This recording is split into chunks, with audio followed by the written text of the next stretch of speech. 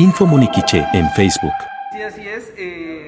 Parte de la 12 compañía, parte de la municipalidad, el jefe de la Policía Municipal de Tránsito, se nos solicitaba lo que es la capacitación de elementos de la PMT para poder atender emergencias básicas, primeros auxilios aquí en Santa Cruz del Quiché, ya que los agentes de la PMT a veces por estar en las calles, son primera respuesta, también están expuestos a poder ver emergencias que ellos pueden iniciar. Y como se dice, ¿verdad? La vida de una persona está quien aplica el primer vendaje.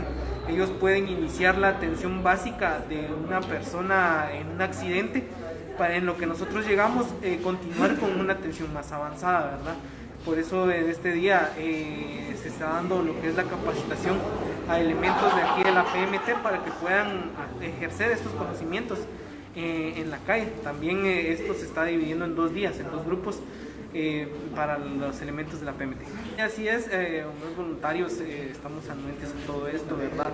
Y es bastante agradable saber de que las autoridades se están preocupando por las atenciones, que los agentes estén mucho más capacitados, no solo en lo que es su trabajo, que es tránsito, sino que también puedan tener a la población segura de que ellos pueden empezar a atender un paciente, salvar vidas en sí, en lo que nosotros llegamos. Ya como indicaba al principio, ellos se encuentran en las calles, ellos están expuestos a estar más cerca de donde se pueda dar una emergencia. Info Muniquiche en Facebook.